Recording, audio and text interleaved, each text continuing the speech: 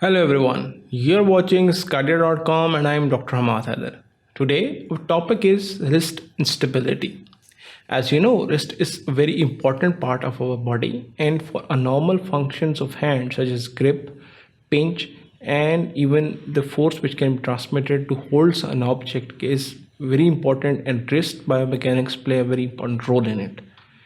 We will be discussing in this the articulations of the wrist. We will be discussing briefly what are the first four bones which form the proximal row, that is the scaphoid, lunate, triquetral, and pisiform. Then we will be briefly discussing what are the other four bones which form the distal row, that is the trapezium, trapezoid, capitate, and hamate. And how do they articulate in form of a radiocarpal articulation as well as the intercarpal articulation, and how they articulate with the metacarpals. Why these joints are important and what is actually the role of tendons over here. As you know that the extensor tendons are going from the top on the dorsal side, flexor tendons are passing from the bottom on the volar side. They are not attaching on any of the carpal bones. As a result, these carpal bones, which is proximal row and a distal row, forms an intercalated segment. Then we will be moving on to discuss the instability of the distal radioulnar joint. It is one of the very common injuries. Why? Because the distal radial fractures are very common. They may be associated with Galeazzi fracture, ulnar fractures, malunited distal radial injuries, as well as the TFCC tears as well. Now, and with the instability of distal radial joint comes a lot of problems, especially during the grip strength may be weakened. Patient may have a problem with the gripping of the objects or in the pinch as well. Then comes the disorders of the TFCC. As you know, there is a triangular fibrocartilage complex which is attaching ulna to the lunotriquetral as well as ulnocarpal. Stability is being provided by different ligaments along with the extensor carpal tendon and a meniscus homolog as well. It's important because otherwise the ulnar side biomechanics gets disturbed and patient will present with ulnar abutment or ulnar impaction syndrome. If with TFCC tears comes the problem called as ulnar carpal impaction or ulnar abutment syndrome.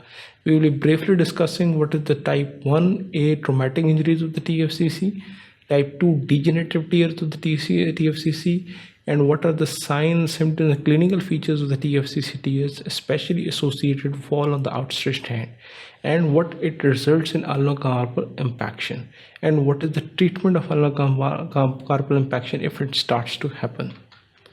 Then, as I told you, this will be, as I've already told you, the risk carpal bones are actually an intercalated segment.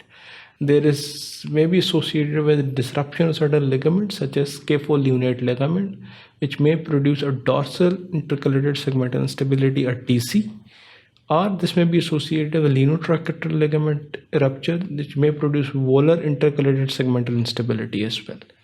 Then from then onward, we'll be discussing the chronic instability of the intercarpal joint as well, and what can be done regarding the radioulnar or intercarpal instability in form of VC or DC.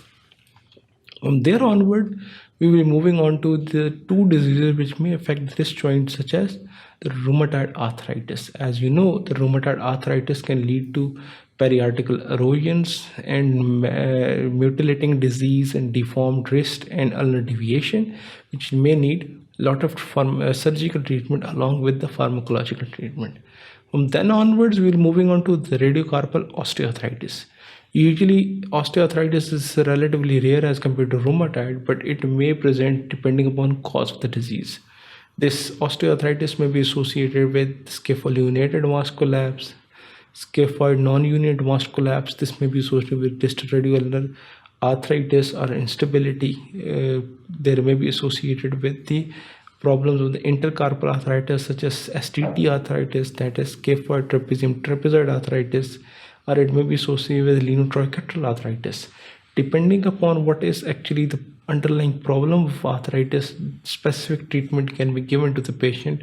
And above all, what depends is The decision to go for either four-corner fusion, proximal carpectomy, or total wrist fusion, or even some form of a ligamentous repair depends upon the stage of the disease, the situation, the symptoms, for how long they have been present, and what is actually the status of the arthritis and movement of the wrist joint.